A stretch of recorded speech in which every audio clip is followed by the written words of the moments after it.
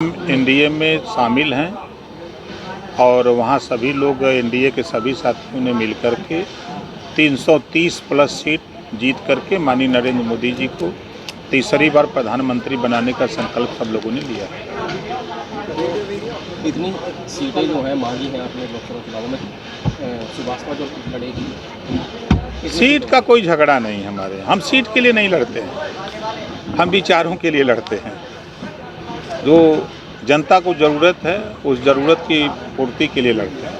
अच्छा, काफ़ी समय से चल रहा है कि आप कैबिनेट में योगी सरकार में मंत्री होंगे, लेकिन अभी तक शपथ नहीं हुई, तो क्या चल रहा है, कब तक जो है वो शपथ होगी? मंत्रिमंडल का विस्तार हो गया ज्यों विस्तार होगा मंत्रिमंडल का तो उसमें राजभर शामिल होंगे। इसी विधानसभा का जो उपचुनाव हुआ था उसके बाद से ये चर्चा है कि शायद मंत्रिमंडल में आप आएंगे या नहीं आएंगे, तो क्या कहना चाहिए? ऐसा कुछ नहीं है। देखिए, ये तो विपक्ष के लोग चर्चा करते हैं। उस चुनाव में पूरा देश जानता है कि ओम प्रकाश राजभर की भूमिका वहाँ जिस तरह की थी, जो हमारा वोट था, हम अपने वोट के मालिक हैं, हम भारतीय जनता पार्टी के मालिक नहीं हैं।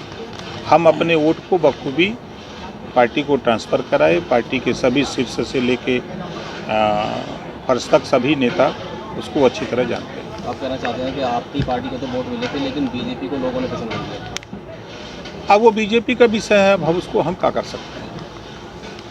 अच्छा, अभी स्वामी प्रसाद मौर्य जी का लखनऊ जी पर बयान आया था, कुछ कहना चाहेंगे इस बारे में? देखिए, हम उनके बयान से सहमत नहीं हैं। वो संविधान को नहीं मानते और उनका दिमाग डिस्टर्ब हो गया है।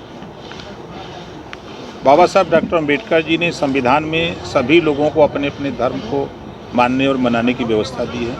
किसी के खिलाफ टिप्पणी करने का अधिकार बाबा साहब ने नहीं दिया है।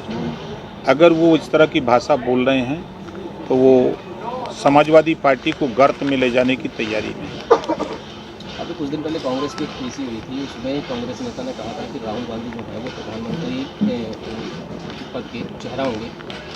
जो पार्टी उन्हें चेहरा नहीं मानती है वो इंडिया गठबंधन छोड़ दें, उसको कुछ कहना चाहिए?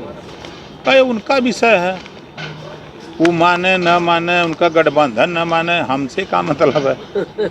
हम तो जिस गठबंधन में हम लोग तो मान लिए हैं। अच्छा, आने वाले जब विस्तार होगा मंत्रिमंडल का, अगर मंत्री पद किसी वजह से नहीं दिया जाता ये तो क्या आप उसके बावजूद भी आप एनडीए में शामिल हैं? बिल्कुल रहेंगे, क्यों नहीं रहेंगे।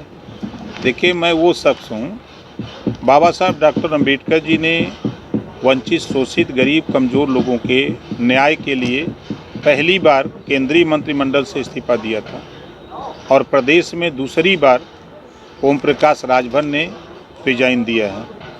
कोई प्रधानी से नहीं दे सकता, लेकिन हमने जब देखा कि हमारी बात नहीं मान रहे थे तो हमने रिजाइन दे के चले गए। कैबिनेट मिनिस्टर से रिजाइन दे के चला आया। अगर मंत्री की लालच हमको होती तो हम भी वहीं चपे रहते हैं।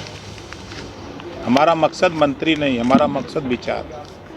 लोकसभा चुनाव जो है, मंत्री पद आपको मिले या ना मिले, तो एनडीए के साथ ही चुनाव बिल्कुल हम हैं, आपकी पार्टी, कोई दिक्कत नहीं हम लोगों को। अभी कुछ दिन पहले आपका ही बयान आया था कि आप इंडिया के नेता के भी संपर्कों में हैं, तो क्या मानेंगे इस बयान में? नहीं, इंडिया के नेता हमारे संपर्क में हैं। कहीं पे निगाहें, कहीं पे इशारा। तो आप देखिएगा, उसका रिजल्ट कुछ ही दिन के बाद आपको मिलेगा।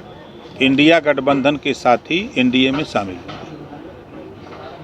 उसका अर्थ लोग दूसरा लगा रहे हैं, हम उसका अर्थ दूसरा निकाल रहे हैं।